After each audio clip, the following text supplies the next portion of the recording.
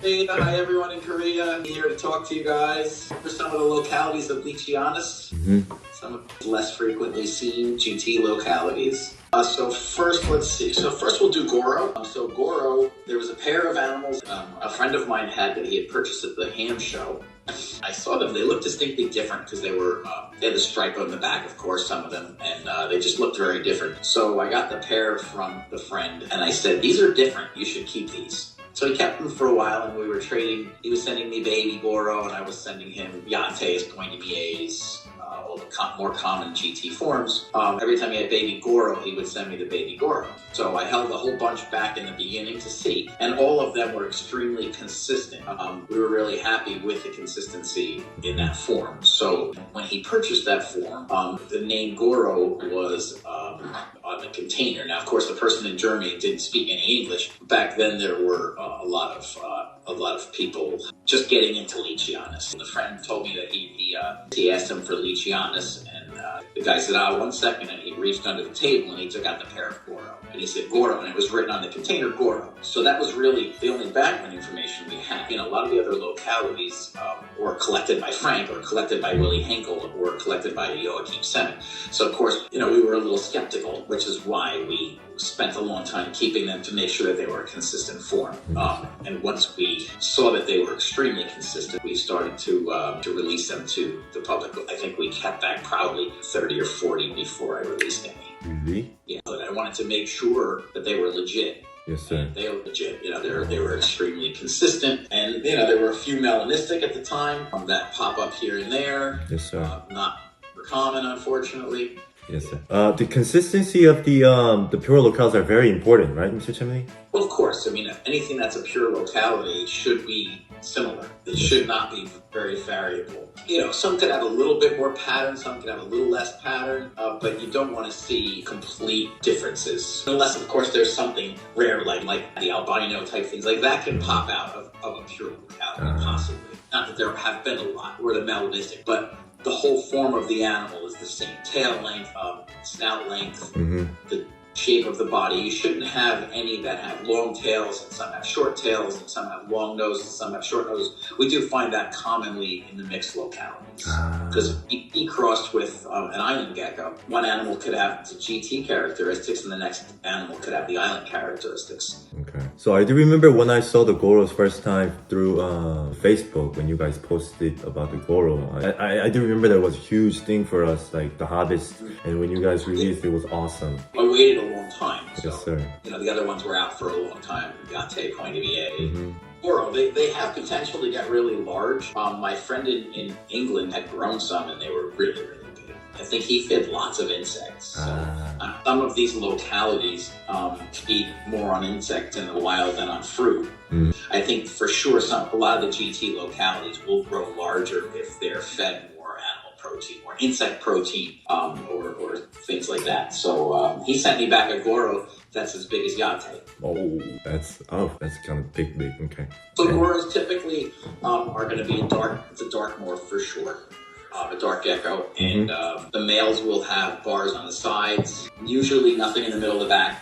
Sometimes a few will have a little bit of marks in the back, but mostly on the sides. And sometimes the females can have some pattern in the middle of the back. Oh, okay. That's pretty localities where males will be patternless on the back and females can have some pattern on the back. I've learned that from you, yeah. So you see it in Kogus, you see it in Dumbe, you see it in Mount Dore, a lot of the GT forms. Yes, sir.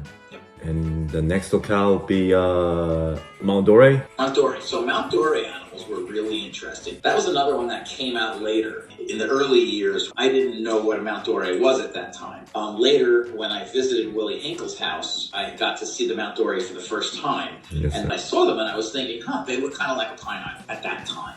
Right. Then later, when I went to Joachim Semen's house and I saw his adults. Now, he said we collected these animals in the Mount Dore region, which is, it's in the south.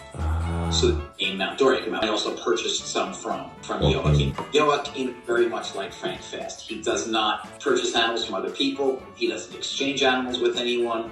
So these animals he collected in Mount Dore. He did not cross anything. He did not buy and sell animals. I even offered at the time to possibly do some trades, and he said, no, thank you, I don't want anything else. So the Mount Dore, when I saw his, they were extremely consistent. So I did a bunch of babies from him, which was really kind of a funny story. I think at the time I was buying 6. And he's a very nice German gent. And I said to him, well, if I'm buying 6, can you please maybe give me a discount? And he said, I am not a shop.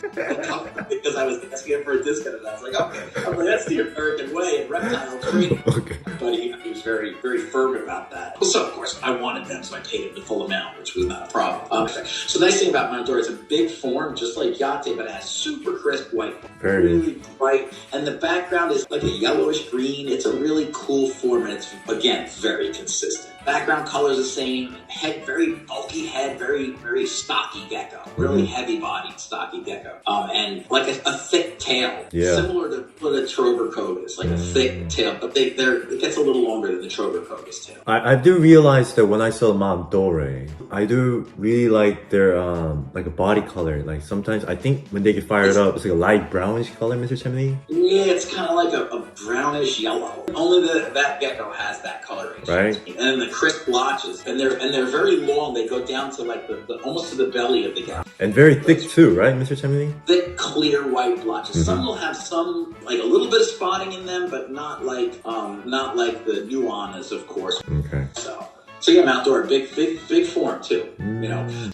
Okay, all right. Thank you so much. So talk about Mount Cogus. Yep. You know, the one of course would be the Trobercogus, which comes in a dark form and a melanistic form. It is a dark morph Leachianus, although the non-melanistic geckos can sometimes be light, but they also are dark. Okay. So it can be a little bit confusing, but it's a dark form for the most part. They do have a stumpier, shorter tail than most of the GT type A's, and they have a very bulky body and a bulky head. They have the really extreme rostral scales that are pronounced along the ridge of the nose, and they have that black line underneath between the rostral and labial scales, which is pretty commonly seen. It's seen more in the melanistic version. You can really see it clearly. The babies with black blotches going down the back, which is pretty consistent in Cogus, and it's a massive form, 400 plus grams. They're pretty massive. So then there's Dumbeya. So Dumbeya is a form that's also from Mount Cogus, but it doesn't really have the same Cogus characteristics. It's also a dark morph gecko. It's definitely a blotch dark morph gecko. Yeah. And it has, I guess they're not super crisp white blotches. It's more like a Cogusy blotch where it's a little bit muted. The females have a little bit more than the males. They have a longer tail. They have a more normal GT head. The male's got a pretty big head and really nasty. They're pretty. They have no pattern down the center typically. What else were we going to talk about? Like Cogus. That was really interesting to find later down the road. Again, going to the ham show in Germany. So when you go to Mount Cogus, the animals you see are not Trobercogus as a tourist. And you go to the touristy areas or you go to like the hotels that are there. If you see leeches in that area, they look like the site Cogus line, which I saw them and I was surprised because at the time, again, when I was learning, I said, these are supposed to be Cogus. Well, we know the Cogus animals, again, we were talking about the Trobercogus animals, have bars like this. This Cogus animals that you see when you go to Mount Cogus have peppering in their bars, very similar to Nuano. So when I saw those pictures, I was all confused thinking that, again, the Trobercogus were Cogus. Well, it turns out the Trobercogus, nobody really knows exactly where in Mount Cogus they come from. Obviously, it's a very consistent line. Yes, sir. Cogus is also a very consistent line. Typical GT body style, long tail, but the bars on the side are heavy white bars with black peppering. Yeah.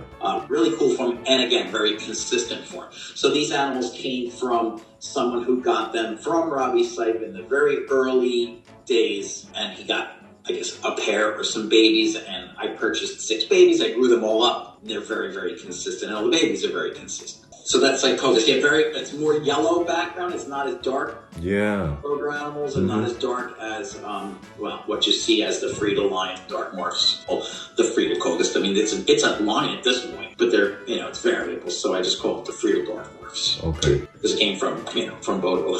Yeah. Originally.